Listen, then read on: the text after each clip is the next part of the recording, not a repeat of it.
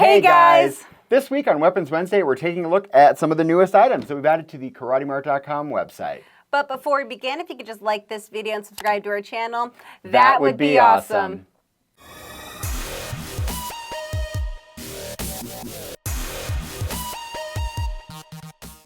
So last week, we took a look at some of my favorite weapons that are on the KarateMart.com website. I have to say thank you guys for all the birthday wishes. And one person guessed correctly my age. That would be at Brian, is it Hintze? It's HINTZE 6440.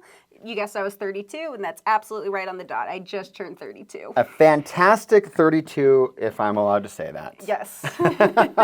Okay, so we've got new weapons today. What are we starting with? I think you should do this one, actually. This is the large-handed knuckle duster. Oh, because we have a small-handed knuckle duster. Yeah, that one was more of my kind. Yeah, and it was cute on you. Yes. But I couldn't get my fingers into it. Here, take a look at this guy. So this is the large-handed knuckle duster. This guy is 3/8 of an inch across the palm here, 5/8 across the knuckles, 4 3/8 wide, 2 3/4 tall, and 5 ounces. And the finger holes on this, over an inch on these guys. You can see how big they are. And it's got a nice solid feel in my hand. Big. It's big. Yeah. I've got a large hand if I'm just wearing a glove. I don't have like a proper meat hook the way some guys do, but if I did, there's room in this knuckle duster for my fingers to grow. Yes, just like a lot of people are like, do you have smaller knuckle dusters? A lot of people ask if you have larger knuckle dusters too, because I think it'll work if you have giant hands, but I can't say for sure unless you have like absolutely massive hands. Well, and it's so unfair too, because it's like if you've got some big old, you got some big old meat hooks, and then it's like, okay, so you can already throw a punch, you're gonna put a knuckle duster on there. Not fair. That's not fair. You can win any fight. You can win any fight. I'll take a swipe with this guy, and we'll just see how it feels. It is made out of a stainless steel as well. Yeah, this one is it's a stainless non-magnetic, and it's got that baked on coating. Yeah. Like it's not maybe powder coating, but it's not just paint. It's a thick thing. Solid. Is it comfortable for you? It's solid. It's comfortable. It's a little bit thin right here. Some of I kind of like the ones that have a little cord wrapping right here. So it maybe digs in a little bit. But you can always add cord on it. But you can always add cord to it. Yeah. Yeah, this is a good one.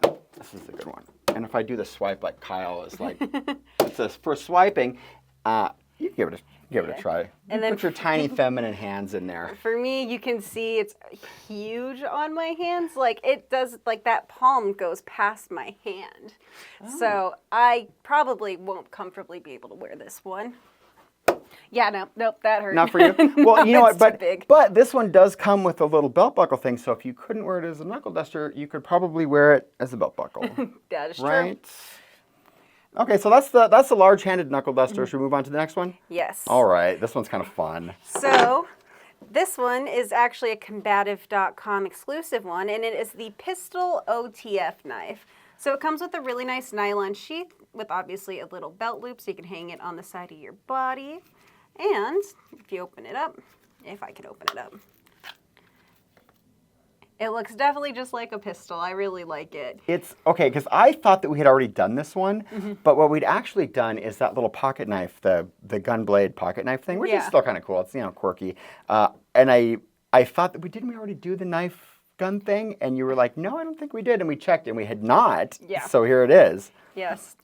Oh, my hands are kind of small for it too, but yeah, it pops out a really nice blade. It is very, very sharp, and it is made out of a 440 stainless steel, so it'll be very durable, easy to sharpen, and it has that two-tone finish on it that I just really like. The two-tone's cool, and this one's really solid. Like, it's got a good, this is 11.6 ounces according to the specs here, so it's got a nice solid feel to it, and it's like, I mean, this is metal. Yeah. Like, it's metal. It's not a little plastic case.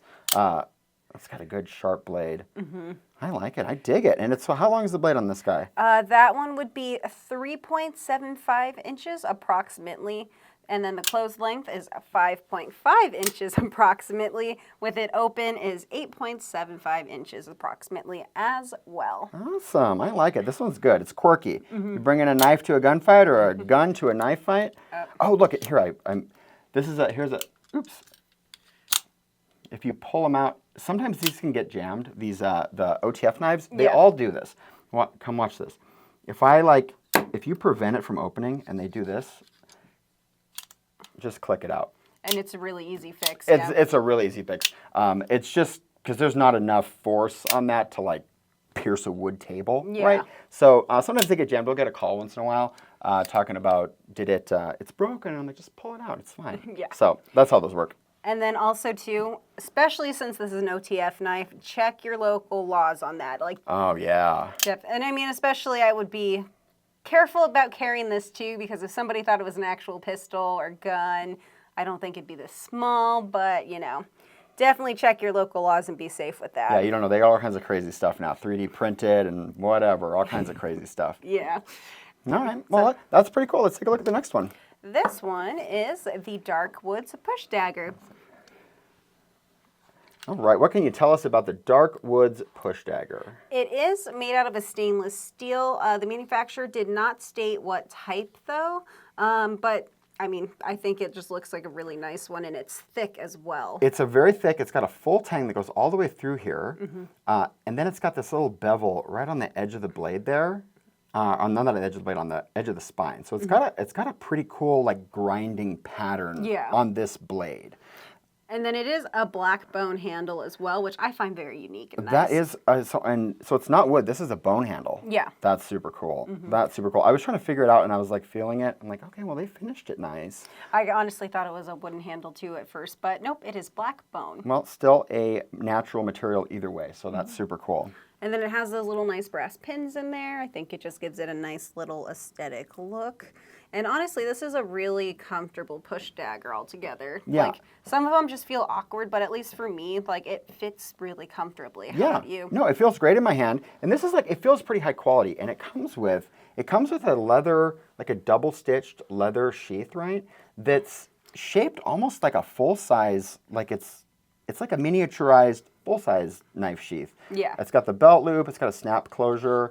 That contrast double stitching, like it's a pretty nice little sheath. And like it's thick too. It's some thick. of them are like some cheap leather sheaths, but like that one is really nice. Yeah, it's really nice. It's really nice. Like sometimes the sheaths and the cases and stuff is kind of pass over stuff, but it's got this cool embossed stuff on it. This is a nice push dagger. Yeah. Fairly high quality for a push dagger. So the blade length is 2 3/4 inches. The overall length is 4 7/8 inches with a 3-inch handle and a 1/2 inch handle width. So it is very thick. Yeah. That makes it very comfortable. Yeah, it's a good one. Do you want to try it? I'll give it a little stab. These ones, and then so this isn't the swipe. You don't swipe with these guys. These are like punching. Here you go like, hey. That's yeah, that's a story. But like, I mean, this isn't a blade you're gonna hurt. That's how I like to do it. I mean, Pop some holes. yes, and Ventilation. yeah, it's comfortable for me too. Like, it sticks in really nicely. I really like this push dagger. Let me say it one more time. Hey, you. You're so ridiculous. That's why I love a push dagger, because it's like, you're not going to drop it, right? So you just like...